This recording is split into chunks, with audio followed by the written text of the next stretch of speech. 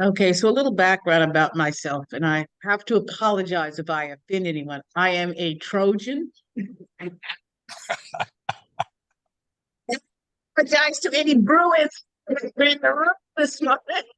I can throw that out. I can throw that out. I worked in the financial services industry for about 20 plus years. I was in banking. I worked for Fannie Mae for a number of years. So I know a lot about the real estate industry as well as the financial services industry. But in all of my travels, I've always been a scholar of information. So I try to acquire as much information in those arenas as much as possible. And when I worked for Fannie Mae, I had an opportunity to marry two worlds. I was responsible for a product called Home Choice, and Home Choice provided an opportunity for home ownership for people with special needs. So that would include people who had Down syndrome, cerebral palsy, autism, and other types of developmental disabilities. So I learned a lot about that, and I partnered with many of the regional centers. In fact, I helped start the East Los Angeles Affordable Housing Department. And then I went into insurance, and I started learning about the connection between Medicare and Social Security. So I started to eat up as much information along those lines to see. So the disability world, Medicare, and some of those things started to intersect. And at that point, my parents became older, and my father was diagnosed with Alzheimer's. I am a proud parent of an adult son with autism. So those worlds was really colliding. So I started learning more about this and more about that. So there is a lot of overlap. And one of the more common denominator in all of that is Social Security. Social Security plays a big role in both of those communities. With Alzheimer's, sometimes you have someone who is still young, but they've been diagnosed with a disability where they're no longer able to work. So now they're permanently disabled. With the developmental disability environment, they are disabled at birth. So many of them start to receive assistance from Social Security at a very early age. So I started putting all this together, and I said, wow, this is somewhat interesting how all of these roads are intersecting. So I need to understand resources for my son, resources for my dad. So it has been a very enlightening journey. And as I acquired this knowledge, I find it a responsibility to share. Why have someone wander around and I can tell them, hey, your child potentially has a disability. You might want to go to the regional center and get them tested early so that you can receive services. I mean, the school district can provide those services, but also the regional center can also provide those services. People are in denial about their cognitive ability. And I tell anyone, if you see where I am not acting the way I used to, please share that with me. So my contact information is on the slide. And if you want, take a screen print, because when I attend these types of sessions, I keep my cell phone and I take the camera and I snap away. And I encourage anyone in the room, if you have questions after this presentation, if you want to contact me at a later date, I'm welcome to do that. Okay, next page. Yeah. Okay, you can, I think. So some of the things that I'm going to cover is what is Social Security, a little historical overview, the impact on benefits, Social Security versus supplemental Social Security. And there's an annual fact sheet that I like to present to the audience because it will impact many of us in the room. And looking at your Social Security statement. Now, before we advance, and I'm not a political opponent, but I just want to see how many people are actively engaged with voting. Okay, vote. Okay, and as I go through this presentation, it's going to make sense why being a voter matters. Okay, next slide. Next one. I tried to get fancy, you know, with all of them.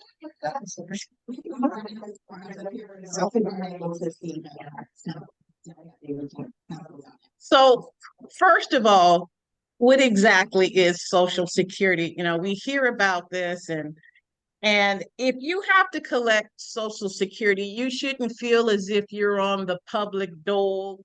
It is an entitlement that we all in some form have to pay into. It is a mandatory payroll deduction. And it came about through a bill, August 14th, 1935. Okay. And if you look at your pay stubs, you'll see where there is an acronym that says FICA, FICA. Okay. And FICA stands for Federal Insurance Contribution Act. Okay. And unfortunately, when we're young, we don't see FICA as being our friend. FICA is just a bank robber that robs us of our income because these people say that I'm going to make X number of dollars. And when I get my paycheck, it's far less than what they said I'm going to get paid. I had serious attitude when I was young because I was banking on that dollar for dollar until I got my first paycheck. He says, wait a minute, I'm sharing this with someone. And I didn't agree to this. But as you get older, that sharing starts to make a lot more sense. So when you are employed, it's approximately 15% of your salary you pay to FICA. But if you're employed, your employer pays 15%, so you only see about 7 and some change 5%. Of the percentage of what is required. But if you're self-employed, you pay the whole amount. Okay, so what does Social Security covers? It covers retirement, it covers disability, and it also covers death to survivors benefits. Okay, so I'm just going to touch upon a little bit. So when you retire, you can start collecting on average your Social Security between age 62 to about 70. Okay. If you are a widower, you can collect it as early as age 60. Mm-hmm. But in doing that, you take a reduction in your benefits. Okay. I'm going to let that stay and we'll talk about that. Disability. If someone is declared disability where they have an illness that's going to last for more than a year, or it could likely lead to death, you are declared disabled. And so when you're declared disabled, you receive assistance in the form of SSDI. That's Social Security Disability Income. Okay, and there's factors to determine how much that we're just lightly touching upon it. Death benefits. Death benefits occur to, let's say, for instance, you have a young individual who has a family. And unfortunately, if that person passes away at an early age and they paid into the system, their minor children and their surviving spouse receives a particular benefit. Okay. So Social Security is a real safety net for all of us. And then a portion of that FICA or the robber that comes in into your paycheck goes to Medicare. Okay. And so Medicare, when you're young, it's like, Medicare. I'm an honest person. As I get older, I start looking at it. What is FICA going to do for me? What's my little pot of gold? So it really becomes important. And I'll speak upon that a little later. But just to let you know, there's two components to FICA. It is Social Security and it's Medicare. And as self-employed individuals, some of us operate on a cash environment, okay? I don't have to report everything because I operate off of cash and I don't want to pay any taxes. And I know you've heard people say that. I want to pay as little taxes as possible. So what happens is a lot of people who are self-employed, they fail to pay self-employment taxes. And when you fail to pay self-employment taxes, you cheat yourself out of that pot of gold when you become eligible for retirement. You start looking at your sources of income from retirement and you say, oh my God, I have a problem. So that means that when the knowledge hit, sometimes they have to work well beyond the years that they want to work because now they're playing catch up. Okay. And this is just a little tidbit for history. The first payout for Social Security occurred January 31st, 1940. And the person who received it was Ida Fuller. And the amount that she received was $22.54. We're laughing at that amount right now, but back in the 40s, $22 went a long ways. Next slide.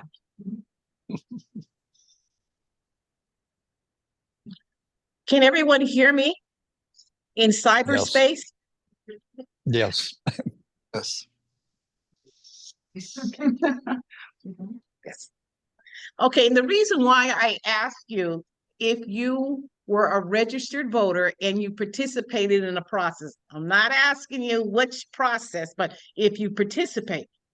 Reason being that Social Security has a very long history, and sometimes behind the doors of conversations of Congress and negotiating different bills, Social Security is always brought into the picture.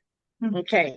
We have to be careful about that because when we pay into Social Security, in the back of my mind, I'm saying, I'm putting my money in the bank, and when I get ready, I'm going to pull it out because those are my benefits.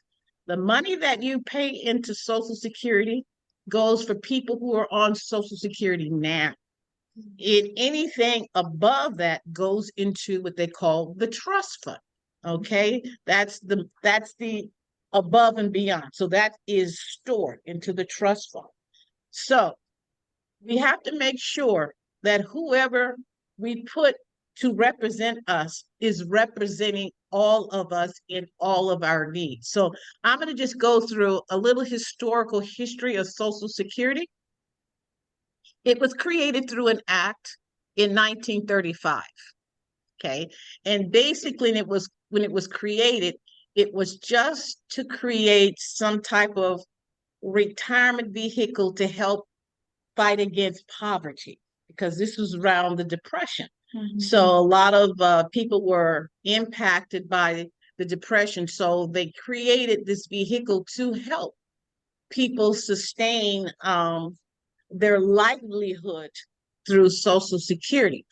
Okay, and then in 1950, they realized, okay, we have a lot of military people and they're dying, and a lot of, longevity wasn't that long.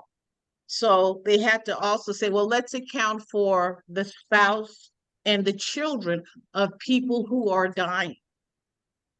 Now, 1965 is where Social Security really started to take another twist, because they also added Medicare to Social Security. So Medicare was not always in the picture, but in 1965 it occurred, and that was the direction of, remember, if you're old enough, you hear the name LBJ.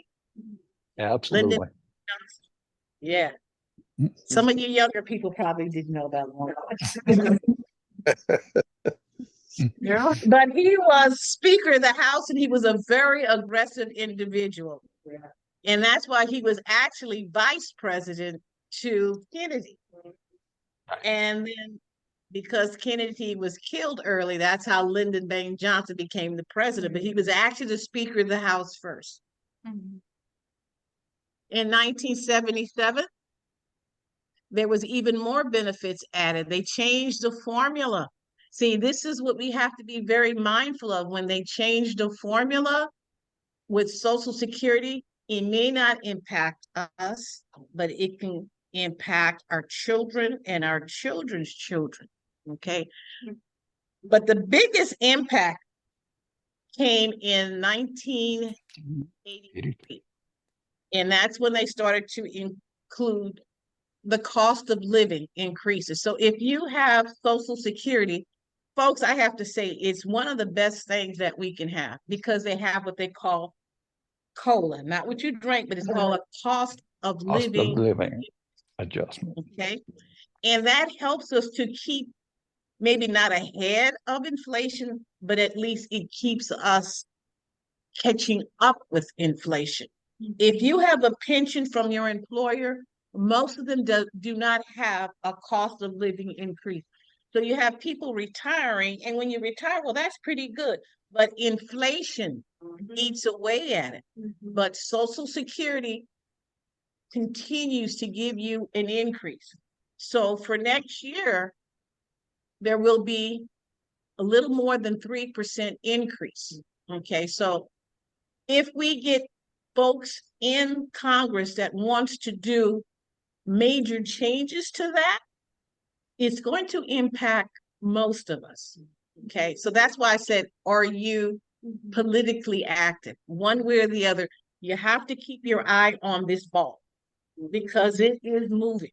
Okay, if there is a deficit, guess where they're going to rob? They're going to take it from Social Security, and it has ongoing effects. When Social Security was created way back in the 30s, for every recipient receiving it, they had about 6 people working. So it was very, very plentiful. Now, for every person receiving it, it's less than 3 people working to pay into it. You have the boomers, and then we have a generation. They're entrepreneurs, or they feel that they don't want to go into your traditional employment. So when that happens, less money is coming into the coffers. Okay. All right. Oh, wait, no, I have to do this. I know. The other thing that occurred back in 83, they wanted to make sure that there was money. There was a lot of action that took place in 1983 as it pertained to Social Security reform. That's when they imposed with doggone so it means that people who are in their civil servants, government, state, county, they don't pay into Social Security. They have their own pension fund. Okay. But many folks in that environment, they work other jobs that also pay into Social Security, or they had a life here and a life there, a combination of the private sector and civil service. So what our elected officials, with their infinite wisdom, that says, you know what? That's why I said, are you politically active? She knows. So what happens is there is a formula that Social Security uses for payout. So someone who earns a lower wage will get more out of Social Security than someone who makes a much higher wage. Okay, so when they take that in consideration, someone who is working in the private industry and civil servants would look like someone who has a lower wage, because when they do the calculations, it shows that their total earnings over 35 years hit this spot. So then they should be giving the bump to get a bigger return from Social Security. So the elected officials said, wait a minute, they're getting the pension and then they're going to get the maximum from Social Security. We can't have that.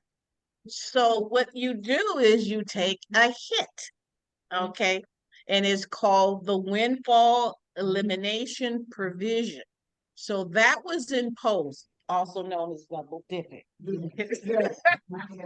Okay. Now, that is for the actual wage earner. Okay. It went even beyond that. Okay. And some of my slides will probably go into greater detail, but it also impacts the surviving spouse. Okay. And that is called GPO, government pension offset. Oh, some people in this room know that.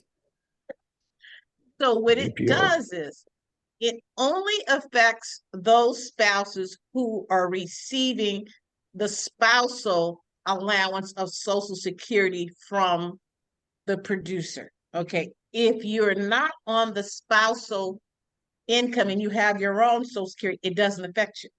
Okay. I looked at because my husband, he had both. So I said, honey, is that going to So it doesn't, because I have my own Social Security.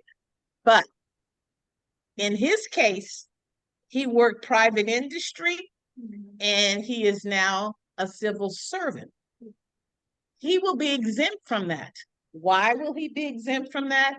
Because he has 30 years in private industry and another 10, 15 years in civil service. So the only way that you can avoid WIP is to have 30 years in the private industry sector and then the civil service.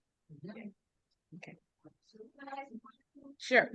How long do you have to be married to spousal benefit? About a year. A year. Okay. Okay, let me repeat the question. The question is, how long do you have to be married to qualify for spousal benefit? The answer is 10 years. 12 months, 1 year. Okay. So I kind of hit this already, but circumstances that reduces spousal income. So individuals working in state and local government are covered by alternative retirement systems to include federal employees hired before 1984. See, the federal government realized, wait a minute, they're still going to get their retirement, but we can also squeeze a little FICA out of them. Okay. So federal government employees now are paying into Social Security and Medicare after this date. So most of this discussion center around people who were hired prior to 1984. And unfortunately, it is a shrinking population that's impacted. I have to address the person. So two separate provisions that reduces Social Security benefits for workers and their eligible family members. If the worker receives a pension on earnings not subject to Social Security. So that is the key.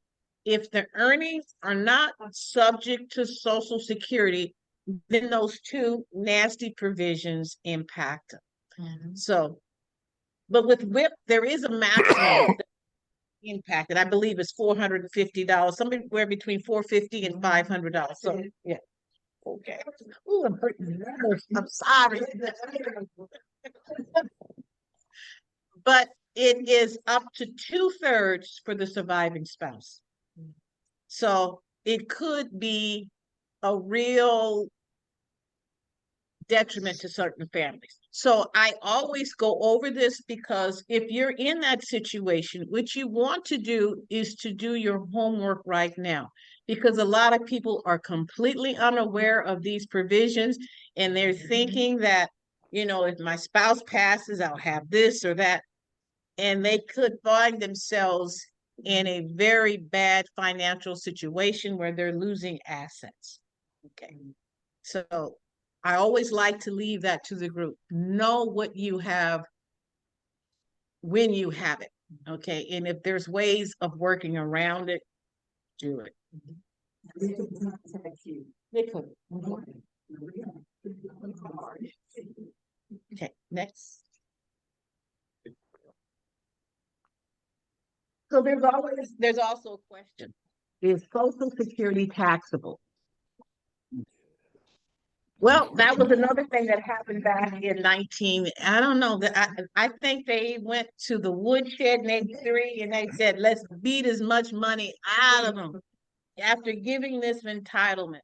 So what they're saying is, wow, some people get a pretty decent Social Security and they might have other income coming. We need to get taxes. I have a problem with this. I don't pay taxes on it. Now, when I start collecting it, I'm gonna have to pay more taxes if my income falls into a certain category. So, as an individual, if my income, let's say income earned exceeds $25,000, I'm gonna pay taxes. As a couple, $32,000. Well, just to stay above poverty, you're going to earn more than this. So guess what? It's going to be taxed. It's going to be taxed. Now, what they're saying is we're going to make this whole tax situation easy for you. So you can just ask us to take the taxes up front rather than doing your tax returns and having to pay it. So there are forms that you can willingly surrender ahead of time and just give them their money. Okay. Next.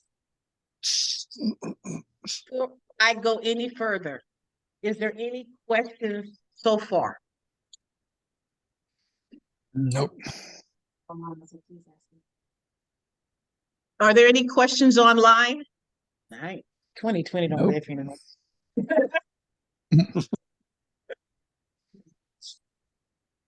Okay, so this picture that you're seeing, I wanted to bring up. Recording in progress. Okay, there's this picture. What this says is that everybody asks the question, will Social Security be there for me? That's always the question. Well, as long as you have folks working, there's going to be money. But what they're saying is by 2034, there could be some issues unless they do what they did in 83. Go to the woodshed and start shaking stuff up. Okay. Because one of the biggest things that occurred during that session in 83 is at one time, the retirement was 65. Because at 65, it coincided with your Medicare eligibility. But those folks back in 83 said, what we're going to do is we're going to add 2 months to everyone's retirement age till we make the retirement age at, what's the retirement age now? 67. 67. So if you were born after 1960, your full retirement age is 67. 67.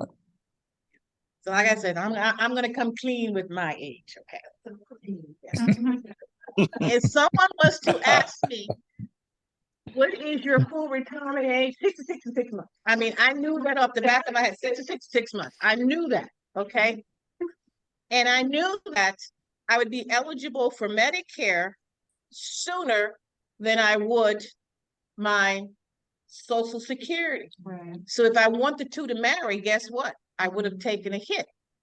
Okay, but if I want to get the full retirement age, then I would take Medicare and then I would wait for my full retirement. And that's what I'm seeing.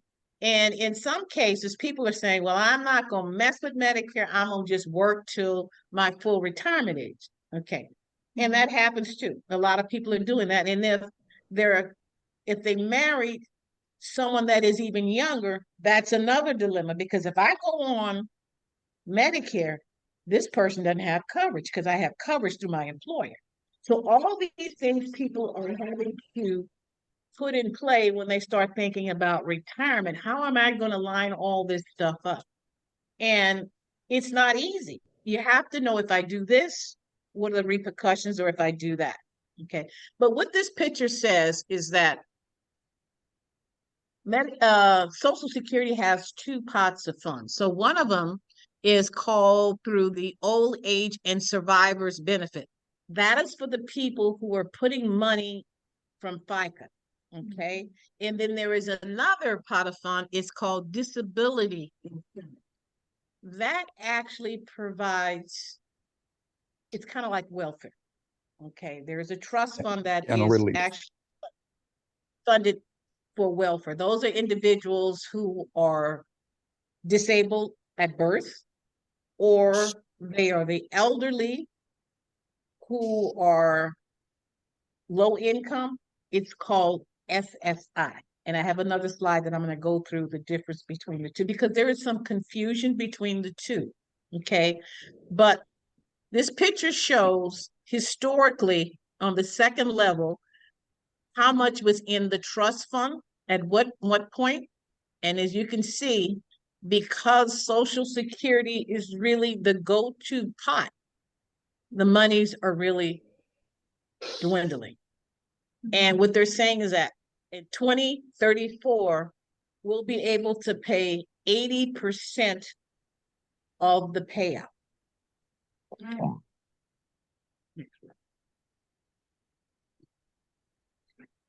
But that means 20% won't be paid. Well, they're going to do some 80, I call it the 83 backroom stuff. That's going to happen. But unfortunately, the folks now in Congress are too busy fighting one another to get anything done. But this should be a priority to take a look at it. Now, maybe someone who can control the children in the house can get something done, but I don't see it happening, at least not during this period. Maybe next time, but this has to be addressed. Okay.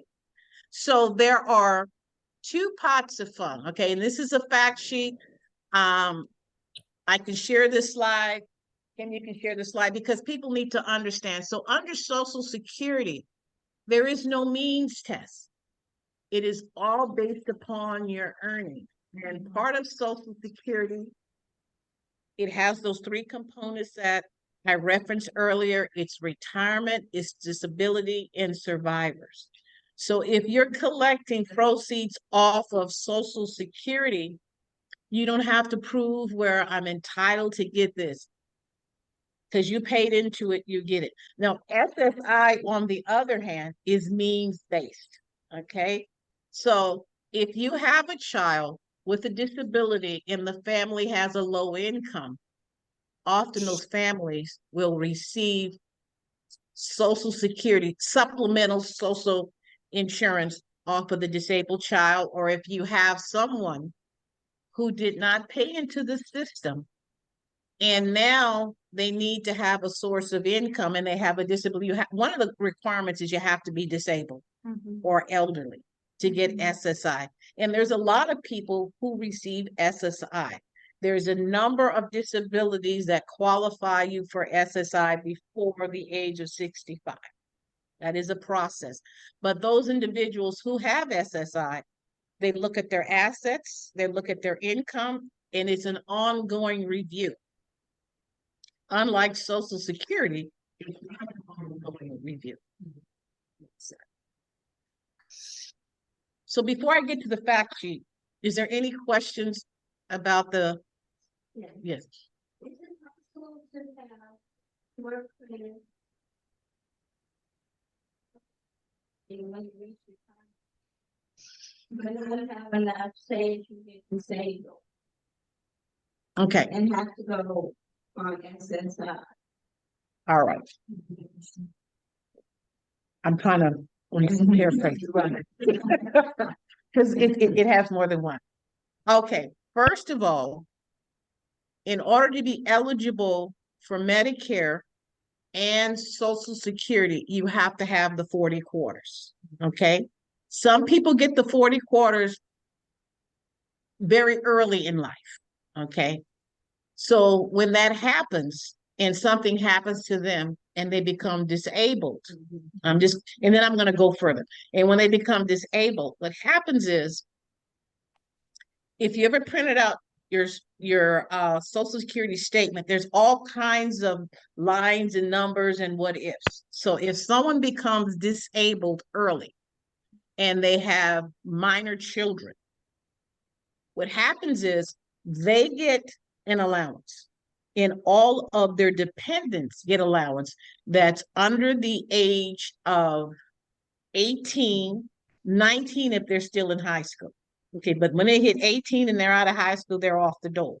Okay, so now if they are disabled, say that they only worked the 30 years old and they only worked a couple of years, they didn't pay the 40 quarters, but there is a formula that they use for a young disabled person, and they can still get Social Security disability, okay, and their family.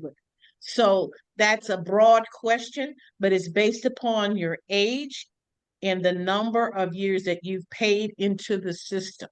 So some people are actually getting SSDI without 40 quarters, but it's based upon their age and the number of years they worked before the disability. Okay, it's a little confusing, but a younger person who sustained an injury and they're unable to work, but they paid into the system, they can get SSDI actually for life.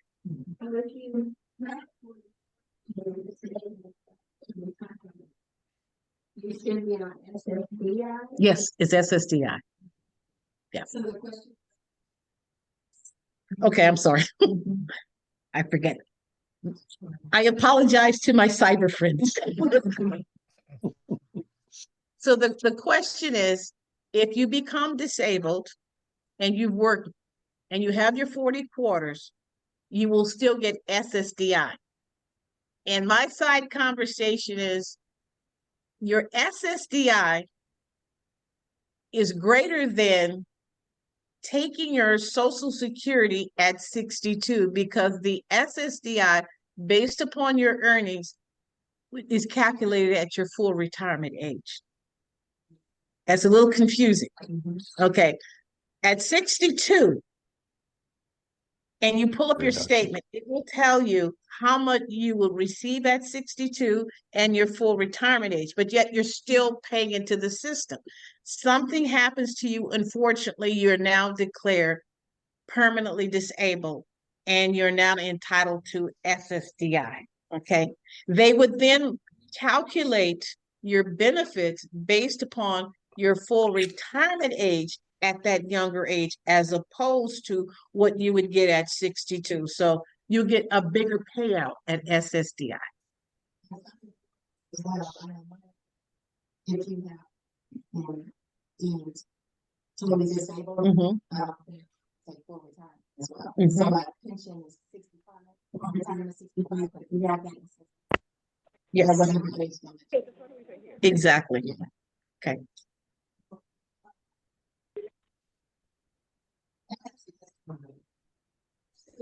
Children getting SSI based on, it's not necessarily a physical.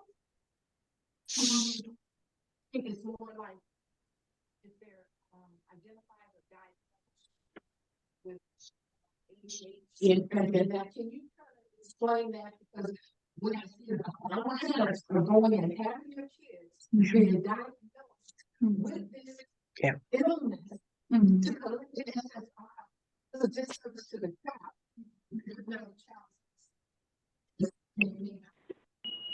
I've heard how can I paraphrase it? There is a question that was raised about minor children receiving SSI for various types of disabilities that are questionable. ADHD, right? ADA and ADHD hyperactive, more or less. They're hyperactive and they don't sit down in the classroom, so they have learning disability. The learning disability is what drives it. Okay, and I've heard nasty things. It's called, I'm gonna get a crazy check for this kind. I've heard the term used, these are crazy checks. And that's what some parents, that's what say, I'm gonna go get a crazy check. That is true. That is being abused because parents realize that the child can produce income to the household with certain labels. Okay, and having that label, it does, in fact. But the child pays a penalty for that because now they're placed in certain classrooms. They don't have access to a curriculum that they really deserve. But can I ask a follow-up for that? So if the child is placed on SSI for ADHD, for example, does that mean later down the line they're considered permanently disabled and they can't work? No, because periodically they have to be reassessed. Okay. But during that period of enrichment for the parent, Right. denies that child access to the education they are entitled to. Okay. Yeah. Yeah. Mm. Looking at Social Security. That one, no. And I'm going to use myself as an example because my child was diagnosed with autism at a very early age. Mhm. He was entitled to some of these things, but they look at the parent's income. So we say, why bother? Why bother? But for someone who has limited income, that child can bring in more money by doing that. Yeah, it's a disservice, and in some cases, it's needed because when you have a child with special needs, it is very costly. I wrote checks out to speech therapists, occupational therapists, and it paid off. But it's an expense having a child with special needs. It really is. I'm back and bring this up a little bit. I'm going to use like I say, 2020 don't live for anymore. That is my little funny phrase to say, as you get older, you need some as much as, oh, that's beautiful. Yeah. Yes, magnified. When I read medicine bottles and stuff and I can't read, I get my phone, I take a picture and I put it on. Magnifying glass.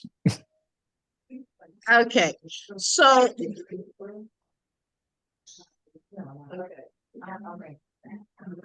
so this is a sheet that is produced every year, and I can definitely share this with the group. This is called 2024 Social Security Changes, okay? And if you could remember what I said, that when you are employed and the employer is mandated to take out FICA, because believe it or not, if that employer don't do it, he will have some heat, and he can go to jail for not doing it. A lot of companies have folded because they did not remit these taxes. So that's how serious it is. So what this is saying is for 2023, there will be no increases in FICA. So the employer paid 7.65 and a self-employed person paid 15.3. The same will apply for next year. Now, the other half of the 7.65 comes from your paycheck. So just think, if you make $1,000, then 7.65% of that is going to be paid in taxes. So that's round about $76 off of $1,000 will go to pay taxes. For someone, you say, well, I'm gonna get $1,000 and have that come out, and he says, I can't win for these taxes. So the same will occur for next year. Is it touchscreen? Okay. I'm so used to the touchscreen. Sometimes you don't have me, like, it's not moving. Okay. Now, you have a lot of people who make modest income. This particular area does not apply, but you have some real ballers out there that makes money. I mean, I'm seeing people buying $1 million houses. That means that there's some people out there making money, because a mortgage on $1 million house is like, wow. So that tells me that they make probably about $200,000 or more. So what this next area says is that there is a maximum that you pay into Social Security, which has always been a bone of contention, because some elected official says that it should be continuous. Okay. And then other says that it's unfair to make high wage earners pay more into Social Security than they're going to actually get out when you look at it proportionately. So what this is saying is that if someone in 2023 made over $160,200, they would stop paying into Social Security when their year-to-date earnings hit this dollar amount. But for 2024, what it's saying is that it'll now go up by about $8,600. So they'll be hit for about $168,600. Now, I had the pleasure of being over security. If you can think back, the bank, Security Pacific. Those of us who have gray hair, that's how we got to collect How Social about Security. First Interstate? Security Pacific Bank, I was over their employee loan division. And I had access because I made loans to all the executives. It used to piss me off. When I looked at their salary by March, when they got their bonuses, they didn't pay into Social Security anymore because that's what a Dang, bonus would max out. do. It throws them out. So they didn't pay into it. But looking at this now, it's saying that, okay, $168,600. So we look at the insolvency. I wouldn't call it insolvency, but the reduction in the ability to pay off in 2034. If those individuals, because there's more money than they can spend in most cases, continue to pay into the system, we wouldn't be where we are. But because we are looking at protecting the rich and not necessarily the poor, is creating this problem. Okay. Now, you will continue to pay into Medicare. So they stop. I gotta say, I mean, I've benefited from this too. So. And it's a good thing when you see more money in your paycheck, but you know what? You've already paid it. It's not like you're going to miss it. It really isn't, because once you start out, you get used to it. Medicare is not impacted. It's Social Security. So you're going to continue to pay into Medicare. Okay. Now, the next area is called quarter of coverage. So you have a lot of people out there that work part-time and they're still working towards their 40 quarters. 40 quarters, for some of us, is a no-brainer, but for some people, it's a big deal trying to get to 40 quarters because if you have someone who is a day laborer or they're self-employed and then they're trying to work, what this is saying is that on a quarterly basis, you have to make $1,640 to get 1 quarter. Okay. You multiply that by 4. That is what you need annually, minimal, to get your 4 quarters. Okay. Does that make sense? Okay. So you have a lot of college students that are working part-time and they're still working towards their profession. This might be a big deal for them trying to get to this, because some professions take you a long time before you could really get into it because of all the education required. So you take little odd jobs. So what this is saying is 1 quarter this year is $1,640. Now they're going to kick the can down a little line. Now you got to work a little harder to get that 1 quarter. It's $1,730 to get 1 quarter. Okay. $91. Okay, so what they're saying is retirement earnings test exempt amount. So I'm trying to get you to understand what all these little squares mean. Okay, a lot of people, especially as a result of the Great Recession in 2008 and the pandemic, a lot of people have been forced to retire early. And as a result of that, sometimes older adults have it more difficult to get jobs. Let's face it, folks, nobody wants old people around in employment. They have a young person that they can run crazy, or an older person who's going to talk about aches and pains, they'll take the younger one. And so as a result, older Americans has not been able to find employment. And as a result, they have to collect their Social Security early. And sometimes after they get their Social Security earning, a little window of opportunity opens up where there's a little job. It maybe didn't pay the same thing that their other job paid, but what this is saying is, okay, you're collecting that Social Security. Remember, you cannot earn more than this. So when you hear people say, well, I'm on Social Security, I can't earn any more than this. Okay, what this means is, okay, you robbed the bank early, but in doing that, I'm not going to let you earn any more than, for this year, it's $21,240. Next year is $22,320. So what happens if they earn more than that? And I'm going to read the bottom where it says, $1 in benefits will be withheld for every $2. Okay, so you're going to be taxed. So at what point does it become a disadvantage? So that is why people say, well, I'm on Social Security, I can't earn beyond this. However, if you delay your Social Security to your full retirement age, this does not apply. And I have my friends that we having these kind of conversations because we're kind of in this area. So no, that's wrong. You see, people get all the information. What it is, if you collect Social Security at your full retirement age, just doesn't apply. There's no limit. It's only if you tap the bank ahead of your full retirement age. Okay. Any questions about this? Because I had conversations with them. Yes.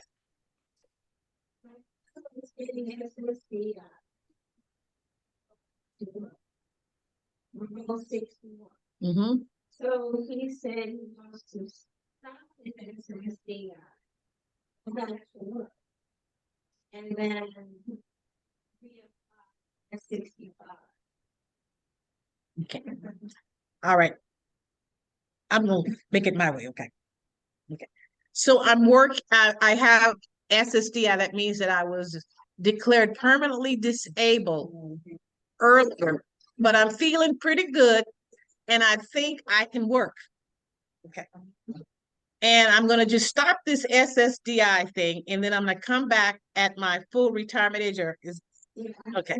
So this is what they have. They have what they call a 2-year phase in. So you're letting them know, hey, I think I feel pretty good. You don't want to lose that safety net, okay? And they are allowed to earn so many dollars, but have a conversation. Put them on notice, because as good as that person feels, whatever issue that they're dealing with might reoccur, and then they have to start the ball all over again. Ask for permission. I believe it's called Ticket to Work, but you're allowed to earn up to so much during this phase-in period. And I think it's a period of 2 years. Okay? Don't drop the ball on that, because something might happen and have to go back. You don't want to go through all of that hoops and stuff to get back on that. So let them know, and they do make provisions for that.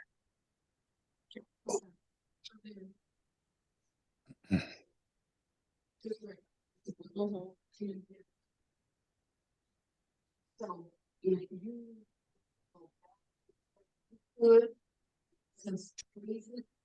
you can. The question is, if you're on Social Security and that's if you take it early, is that right? Yes. Okay, if you take early Social Security and you decide, I got a good job now, this is gonna be a problem, and I want to stop this. Okay, you can do that.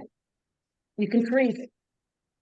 And then you can pick it up, and then the monies that you're earning goes towards your the history. It goes through the history, and they may recalculate it, but the problem is, it's still, you will never get your full retirement amount because you've taken it. Yes, but you have 12 months to what they call do a do-over. When you do the do-over, every penny they give you, all that money, right? you gotta give it back, Give it all back. and then they start over. 12 months. After the 13th month, And you committed. Okay. That makes sense? Yeah. Question. The credit card, so you decide I want to freeze it. I took my money before.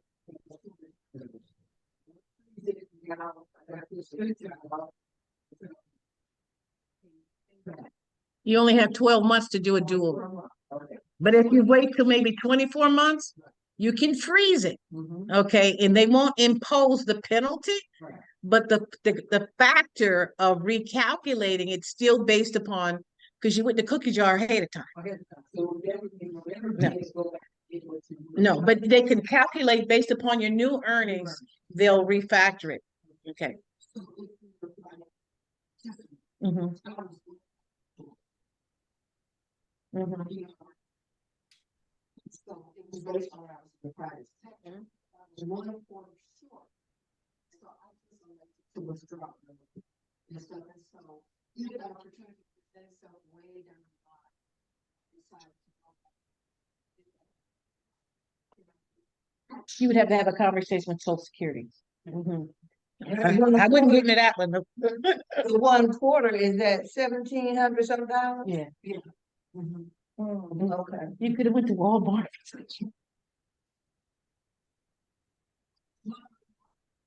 Yeah. Okay, wow. Yeah. How do you make that? Does that go? Your Social Security, they take it off?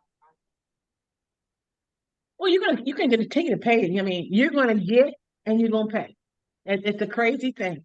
Even people who are collecting Social Security and they're receiving a wage, they're going to pay back into Social Security. Yeah, you're not exempt.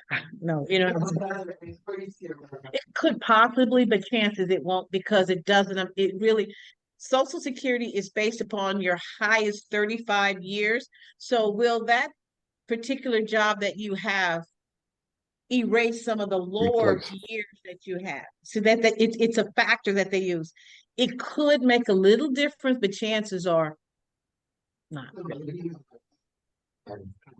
It could, yeah, because a lot of women, especially when they had children, and that's what they look at.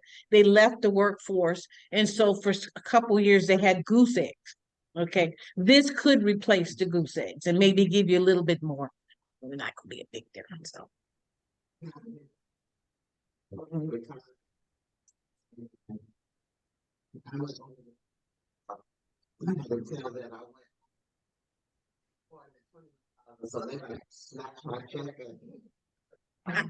I'm a news junkie, and I was watching. I think it was 60 Minutes. The last. Yeah. I couldn't believe it. I said, "You gotta be kidding!" So what happened is this couple was receiving Social Security, and they had their claims reviewed. Okay, you're good to go. This is what you're going to receive. Well, I guess someone made a mistake or some oversight, and when they start doing the audit, they found out that they were overpaid, and it probably had to do with your situation. Ooh-wee. And so when they found out that they had been overpaid by several $100,000, no, several $1,000s, Ooh. and they wanted the money like now. Now, Yeah. So you have to do your homework too. You cannot rely upon them because if you're subject to WHIP or GPO and they don't catch it and you thinking you're good, they can come back. Government could make mistakes, but you can't. Okay. All right. Next.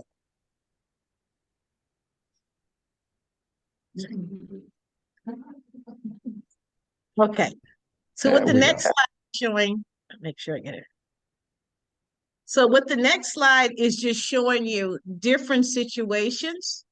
If you have a Social Security disability, what the chances are what you will be receiving for next year. So you're looking at for 2023, $1,470, and it's going to go up a tad, $1,550. So when you hear of an increase in your Social Security, it does matter. Your pension won't do the same. I'm going to jump down to where it says SSI. That's the supplemental. That's for individuals who are in that different category. The the disabled. So what it's saying is an individual with a disability for 2023, that's $914. Next year goes to $943.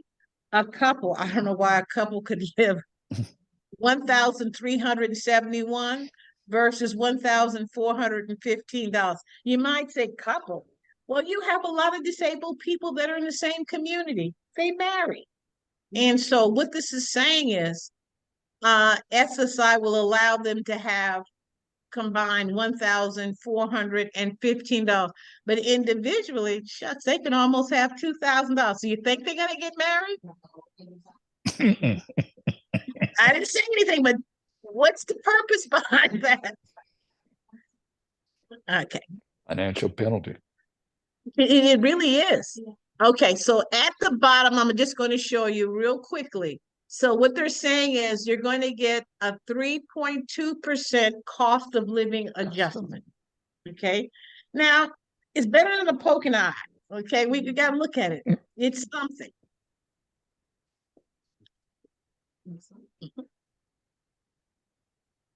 All right.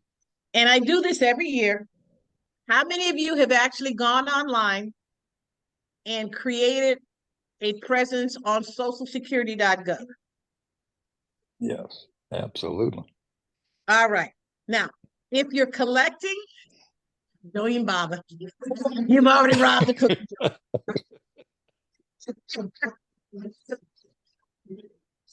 Okay, so, and this is important because if you don't do that and someone gets your identity, guess what? They own your profile. They know more about you than you do. That's why it's important. It's like getting a social security number, a California ID. Go into this. Very, very important. Is it for any ages? I would do it, yeah. Anytime someone has it won't show anything, but you at least you own that presence. Okay. Now, the next slide here, basically, when you go in there, it's going to show what your earnings are Section. historically. Now, people who work multiple jobs, it's important because you might get 1099s or your W-2s from multiple sources. You might have an employer that's not that responsible, and guess what? They didn't report your earnings. And if they don't report your earnings, guess what? It's going to come back to hunt you in this capacity. Okay. So what this is, it's showing you if you collect your Social Security at 62, what you would receive versus what you receive it at 67. I'm going to say 67 because that's the full retirement age. That's $2,119. Big difference. Okay, but the question is, should I wait that long? If you're not in good health and you have a history of your family not living beyond a certain age, I wouldn't roll the dice. I tell people, you got a lot of things to consider. Okay? Wait, but what's rolling the dice? Waiting or not waiting? Yes, yes. Wait. Because the thing is, if you don't have any family members and it's just you, the government wins. They take your money. They have no obligation to give it any unless you have surviving kids, okay, or a spouse. Okay. Now, what they're really dingling in front of a lot of people, but if you wait till 70, I'll give you an 8% bonus and look how much more you get. I'll give you $2,634 versus that measly $1,465 when you first become eligible. That's a big difference. But there's a lot of years in between. And how many years you're going to enjoy that higher dollar amount. So there is what they call a break-even factor, that if somebody waits, how long will they actually gain from that? Okay. Okay. Let me just scroll back.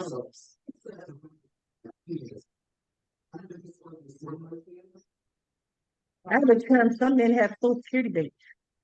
You have an older man who is getting ready to get on Social Security or is on Social Security and he have children with someone that's still in a child productive environment, those babies are entitled to Social Security. So I call them Social Security babies. Get me, I got little things. That's why I call them Social Security. After a while, you make little jokes about this is why our system is going broke. Okay. The other thing is you can have that man who has Social Security babies that might have had wives, maybe one wife, two wives, three wives, that was married to him for 2 years. All those women get half of his Social Security plus his Social Security. Yes, yes, yes. They don't share. Everybody have their own. Yeah. So I mean, we've created situations that is causing the run on it. Yeah. Yeah. When you pull I have up, a question sorry, there's a question online. Yes. yes, ma'am. Just for the Medicare line, it says here that even if you do not retire at age 65, you may need to sign up for Medicare within 3 months of your 65th birthday to avoid a lifetime late enrollment penalty. Special rules may apply if you are covered by a certain group health plans. I just turned 65, have not yet signed up for Medicare, thinking that I'm still being charged health care at work, not retired. I'm going to go to 70 so I get all my money. But am I now in penalty because I did not sign up 3 months prior to my 3 months 3 months before my 65th birthday? Am I in danger of receiving a lifetime late enrollment penalty?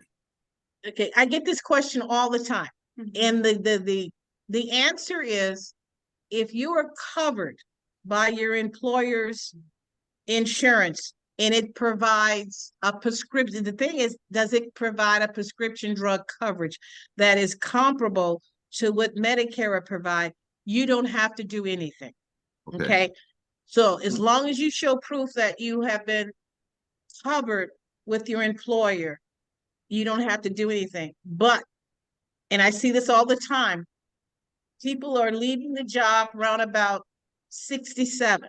So when you decide to leave the job, I would encourage you at least 60 days before you leave the job, you have a conversation with your employer, and your employer would provide you with this form, because that form has to go down with you when you apply for Medicare.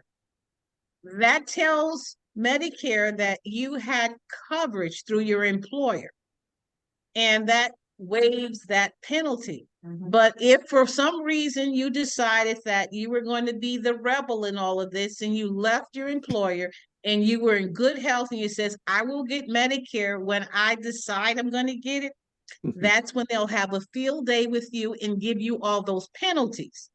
But as long as you've been covered with the employer, you are good.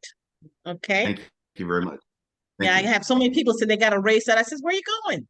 I got to get Medicare. I said, aren't you employed? Yes, it's slow you roll. You don't need to. Okay. All right. This is how much time I have. I got 5 minutes, folks. I got to put on the gas pedal. Okay. So when you run your statement, this is what you're gonna blow it up for everybody because I'm sure people can see it. It will break down your annual income, and this is where you need to look to see, did that employer provide my earnings? Because you need to have this update. And there's a statute on this, because if you wait till you start collecting, you say, oh my God, they didn't show it. Well, guess what? It's too late. And that employer could be out of business. So make sure, because they're going and coming now. And with all the mergers and acquisitions of a lot of corporations, those records don't necessarily follow the way they should.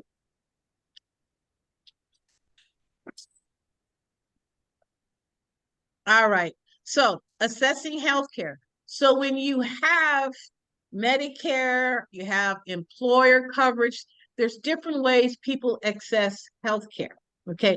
A self-employed person, they can go through Cover California, which is open right now.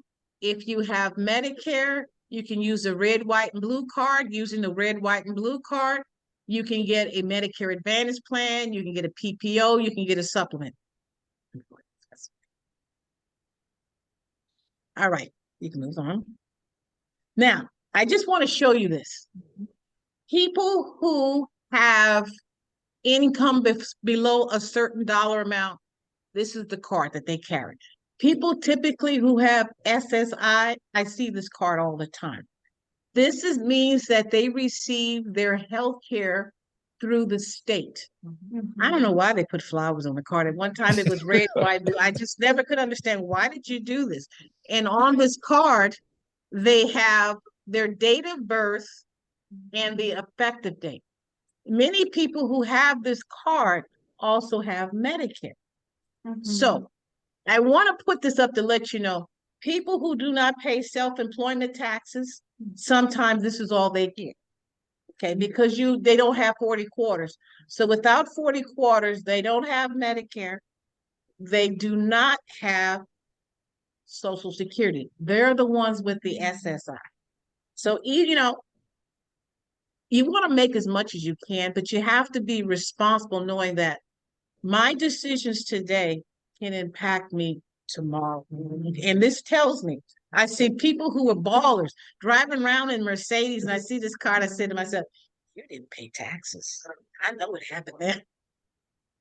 Okay, next. All right, so when you have 40 quarters and you receive Social Security, which is SSA, you get the red, white, and blue card. Okay. Some people with the red, white, and blue card also have the Medicare, but it tells me I did what I was supposed to do, but I still lack the income. So I have this card and I have the other card. The red, white, and blue card can also be given to an individual who is the offspring of someone who paid into the system. So if you have a child that has a disability before the age of 22, their benefits are tethered to their parents. Okay. So often when I meet with people, there's a young person and they produce this card. Makes sense.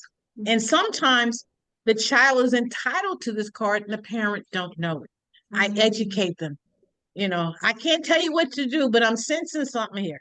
If this works for you, you might want to look into this because there could be benefit. But what I've noticed nowadays, when you apply for Social Security, they ask you all of these questions. You have a disabled child, about your marriages, because what they're trying to do is to see possibly if there's other avenues that you could, more money. Okay. So you can receive the red, white, and blue card. And with that, you have options. And that's what I sit down and I talk about people. Okay, let's see what we have. If someone says that I'm critically ill, I have all these issues and I'm receiving these services, I would not recommend a Medicare Advantage plan. No. Let's see what we can do with this red, white, blue card so that you can receive services. The other thing is, in partnering with the Alzheimer's organizations and the support groups, a lot of people want to have access to UCLA, because UCLA is doing really, and even USC is doing cutting edge stuff in the area of memory related issues. They won't take an HMO. Okay. They want the original Medicare. But what I've seen this year, a lot of Medicare Advantage plans have PPOs. There's a lot of PPOs, more than I've ever seen before. That PPO will allow them to go to UCLA or some other services. So if you know of someone who wants to have, why would someone want a Medicare Advantage plan? It's because they get dental, vision, hearing, they get a lot of benefits. And some of them even get meal cards, flex cards, where they can get meals, put gas in the car. Get that with the original Medicare. So that's individual counseling. And that's what I do. You have contact information. I'm trying to make this. You have my contact information.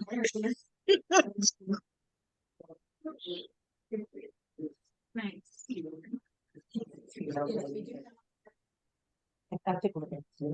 All right. So this is my contact information. I believe in technology. I can Zoom to you. No, car or technology. I'll make it happen. So with that, I'm here. I got the hook.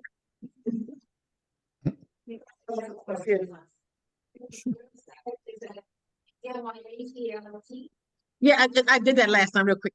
My health dash well. It's health, yes, yeah. Okay. It's